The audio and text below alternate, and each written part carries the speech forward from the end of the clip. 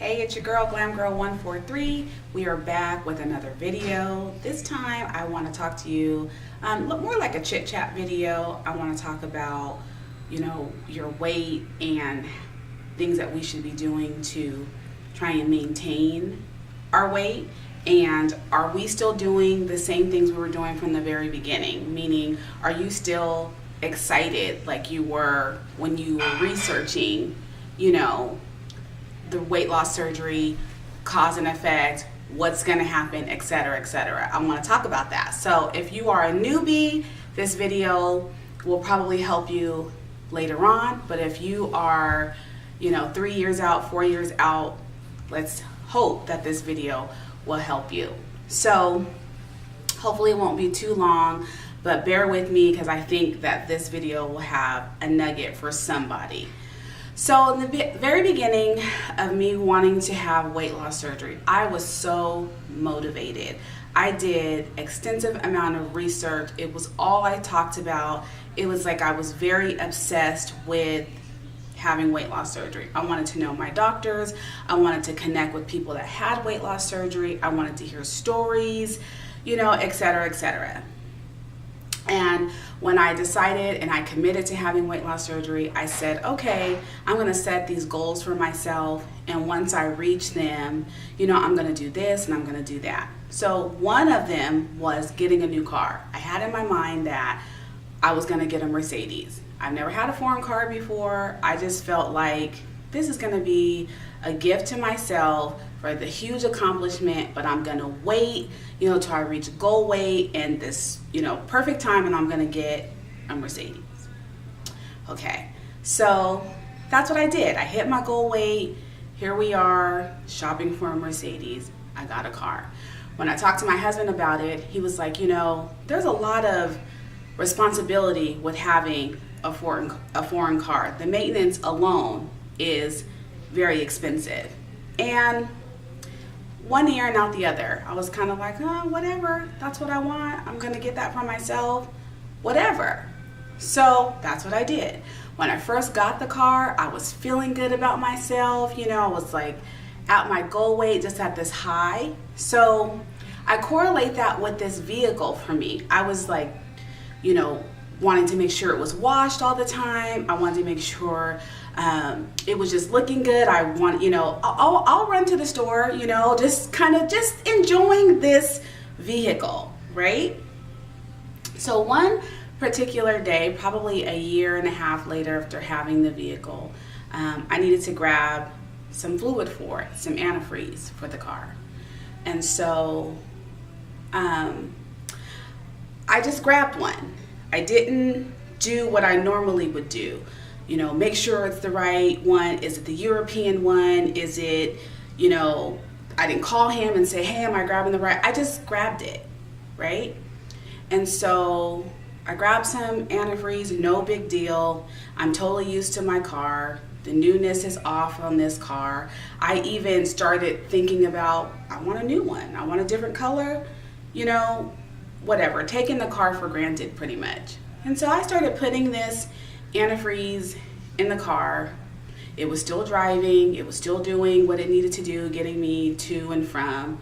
And then one day, it just kind of stopped working properly. I blew the radiator. And I didn't realize how I did that until I had to take it to be serviced. So if you know anything about foreign vehicles, and I promise you it's gonna come full circle, so bear with me. Know anything about foreign vehicles, they are expensive, okay? So we took the vehicle to Mercedes, and just to fix the vehicle was $1,500 just for the radiator. And I was like, this is crazy. How did I do this? Not paying attention, taking the car for granted. I was putting the wrong fluid in my vehicle, and I messed it up. I sabotaged my car. Now, we're not rich. We have to do what we have to do to get it repaired. But had I still had that newness feeling, I probably would have caught that, And I say that to say that's what we do to ourselves.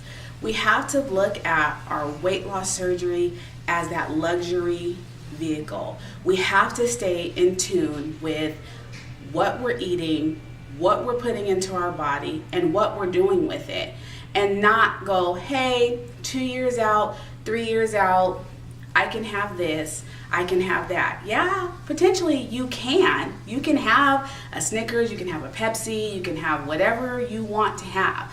But eventually it's going to have the same effect as putting that bad antifreeze in your car. It's going to mess your body up, because before you know it, you're going to look up and you're going to have these pounds on your body and you're like, how did I get here?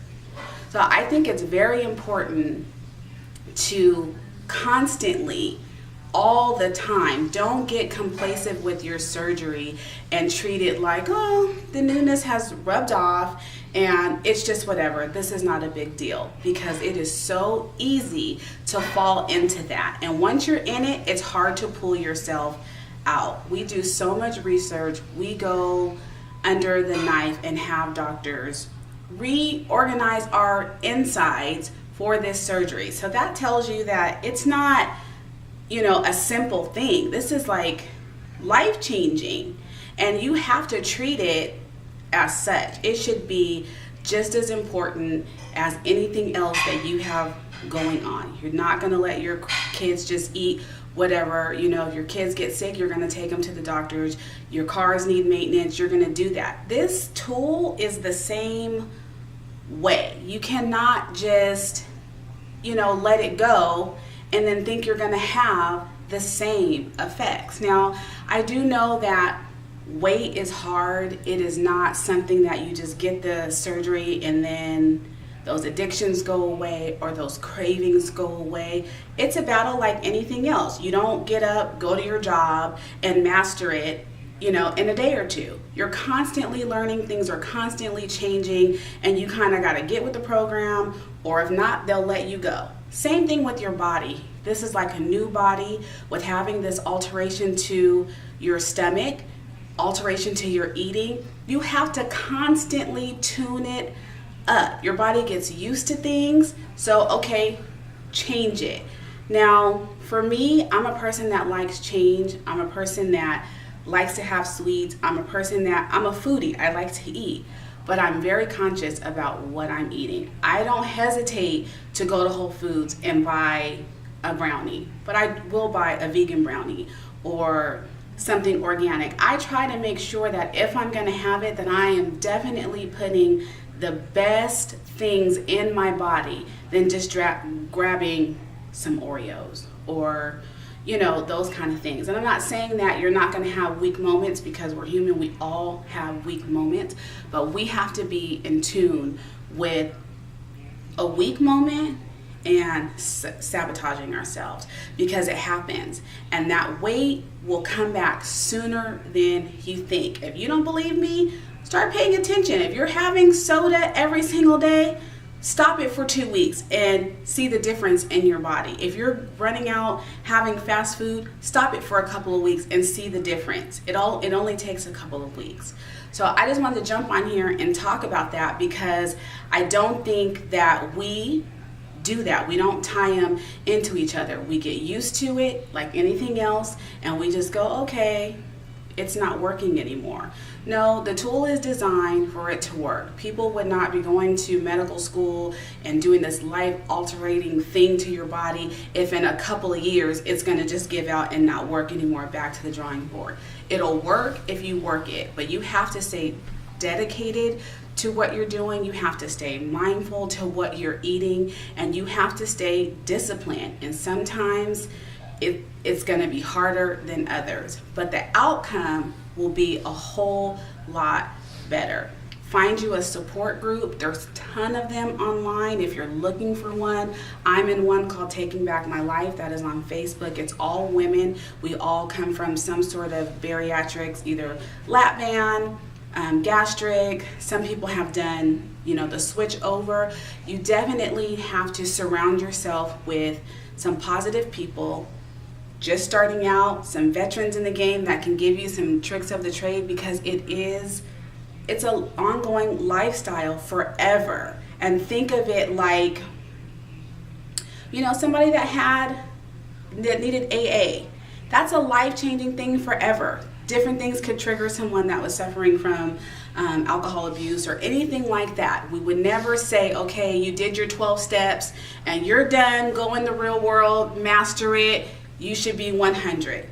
No, that's not how that works for that. That's not how that works with food. And if you have a moment where you do fall back, you gain some weight, you fall off the bandwagon, that's okay. As long as you identify it and you can pick yourself back up, to refocus yourself, those are the important things. Don't beat yourself up about it. You know, life happens, crap happens, it is what it is.